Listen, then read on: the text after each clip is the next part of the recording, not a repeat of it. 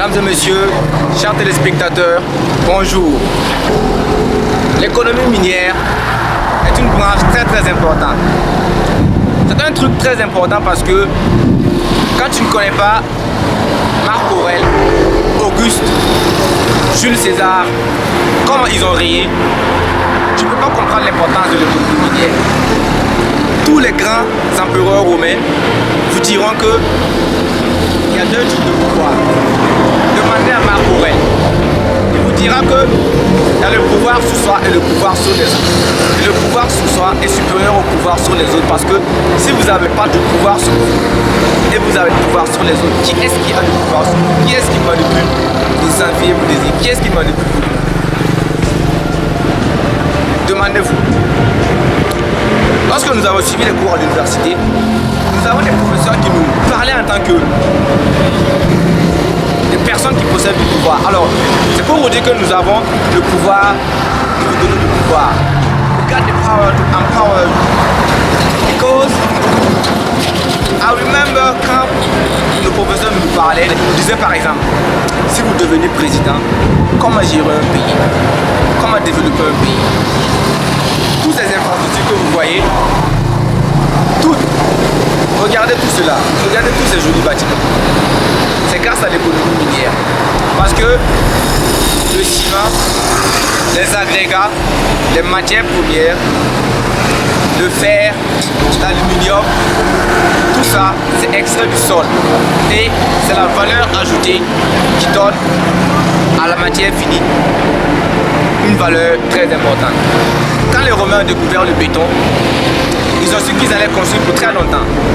Alors, lorsque le World Trade Center s'est effondré, ce n'était pas à cause de l'explosion, c'était tout simplement parce que la poutre de l'acier qui tenait le World Trade Center n'était pas de bonne qualité. La température de la flamme, de la combustion tournait autour de 800 degrés. Pourtant, pour faire fondre de l'acier, il faut atteindre les 1000 degrés. Donc, ça veut dire tout simplement que l'acier était de mauvaise qualité.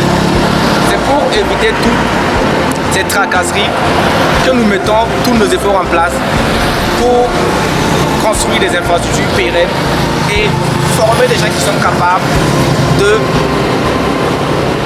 faire tout simplement de bons trucs. Parce que tant que vous n'avez pas le savoir, si vous ne connaissez rien, vous n'allez pas faire quelque chose de bon. Si on vous dit par exemple de payer 2000 $ pour apprendre à faire de l'économie minière, vous croyez que si on vous donne cette formation gratuitement, vous allez le valoriser? Pardon? 2000 $ pour une formation, c'est fait pour des gens qui sont capables de créer des sociétés minières. C'est pour des PDG. Et vous savez bien que une société minière possède l'énergie capable d'alimenter une ville en électricité. Elle possède des infrastructures capables d'alimenter une ville.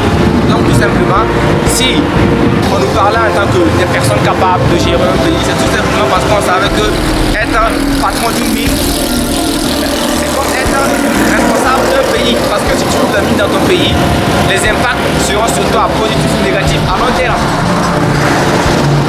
On va t'enterrer sur ton sol. Tu ne peux pas faire du n'importe quoi. Tu ne peux pas laisser le drainage minier assis sans le traiter. Par exemple, je vous apprends la destructuration.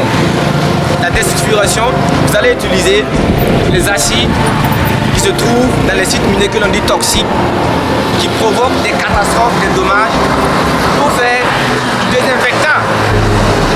Inscrivez-vous, j'ai plein d'informations à vous donner et il y a beaucoup de personnes qui s'inscrivent.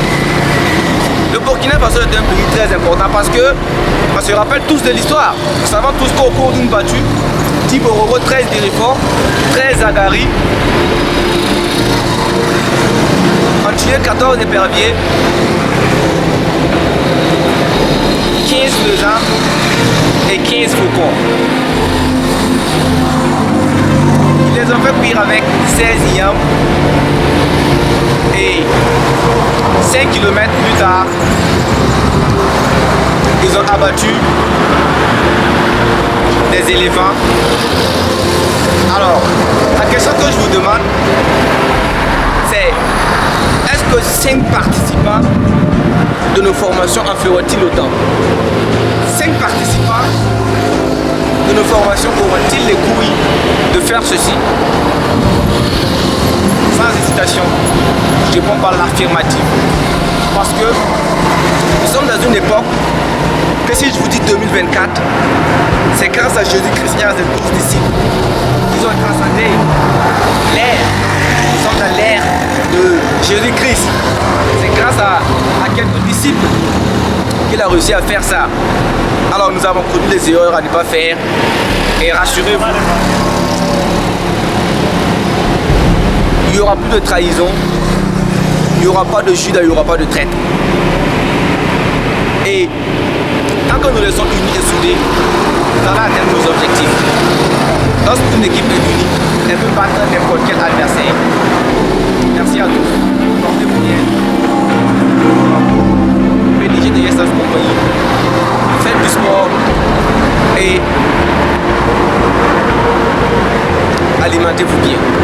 Parce que, comme disait un célèbre médecin, Hippocrate, que ton alimentation soit ton remède et que ton remède soit ton alimentation.